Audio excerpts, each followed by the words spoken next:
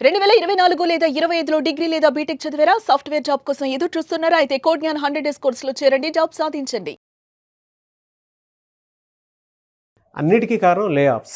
ఇవాళ సాఫ్ట్వేర్ ఇండస్ట్రీలో అంత ఇదిగా లేదు అనుకున్నటువంటి వాళ్ళే ఎక్కువ ఉన్నారు. But when it comes to కోడ్‌జ్ఞాన్ అవకాశాలు ఉన్నా కూడా గుర్తించేటువంటి వాళ్ళు తక్కువ ఉన్నారు కాబట్టి అండ్ ఎవరైతే గుర్తించారో వాళ్ళు జాబ్స్ క్రాక్ చేసుకుని బయటకు వెళ్ళారు. సో వారందరి కోసం చెప్పేసి అడుగుతున్నాను.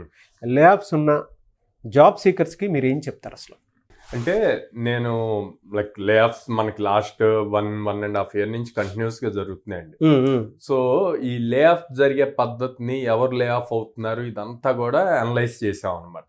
ఓకే, మీరు చూస్తే అందరూ 4 years 5 years ఎక్స్పీరియన్స్ ఉన్నవాళ్ళు, మిడ్ లెవెల్లో ఉన్న వాళ్ళంతా కూడా ఎక్కువగా లే ఆఫ్ అవుతున్నారు. At the same time freshers hiring జరుగుతుంది. ఓకే, ఎందుకు జరుగుతుంది? ఇక్కడ ఫ్రెషర్స్ని ఎందుకు తీసుకుంటున్నారు, అక్కడ మిడ్ లెవెల్ ఎందుకు తీసేస్తున్నారు అన్న వాటికి కొన్ని పాయింట్స్ చెప్తా. ఎక్కువగా ఎవరైతే లే ఆఫ్ అయ్యారో, మీకు ఎప్పుడైనా ఈసారి ఎవరైనా మేము లే ఆఫ్ అయ్యాము జాబ్ పోయింది అంటే కనుక వాళ్ళు ఏదో ఒక పర్టికులర్ టెక్నాలజీ మీదే వర్క్ చేయగలరు. అంటే ఫర్ సపోజ్ రియాక్ట్ జేఎస్ మీదే చేయగలరు.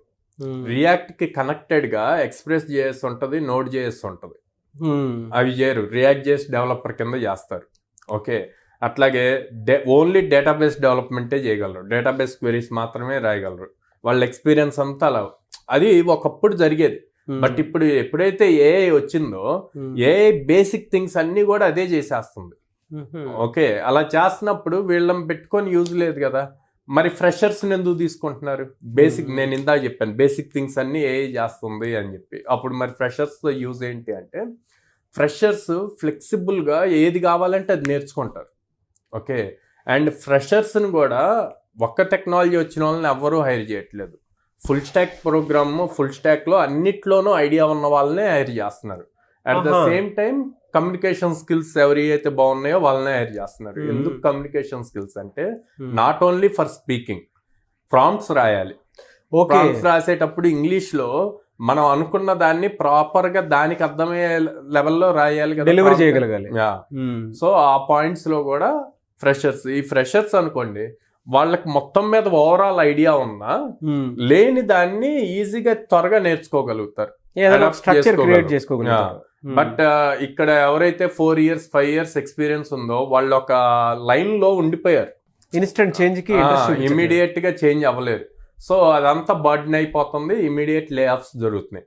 సో ఇప్పుడు నేనేమంటా అంటే, లే ఆఫ్ జరగటం వల్ల ఏదో జరిగిపోలే. సింపుల్, మీ లైఫ్ కి రీసెట్ బటన్ అనుకోండి. సో ఈ రీసెట్ బటన్ అప్పుడు ఏం చేస్తాం మనం? మిస్టేక్ ఏముంది? మిస్టేక్ ఏం లేదు అక్కడ. ఇదివరకు టెక్నాలజీ అలా ఉంది, సో అట్లాగే మీరు నేర్చుకున్నారు. ఇప్పుడు టెక్నాలజీ చేంజ్ అయింది కాబట్టి ఈ టెక్నాలజీకి రిలేటెడ్గా మీరు ఏదైతే నేర్చుకున్నారో అది ఫుల్ స్టాక్ విత్ ఏఐ వచ్చేట్లు నేర్చుకోండి. For suppose react JS developer ఉన్నా అనుకోండి, రియాక్ట్ ఫుల్ స్టాక్ నేర్చుకొని దాన్ని ఏఐతో ఎలా ఇంప్లిమెంట్ చేయొచ్చో కూడా నేర్చుకుంటే, ఏఐ టూల్స్ కూడా నేర్చుకుంటే ఈజీ అవుతుంది.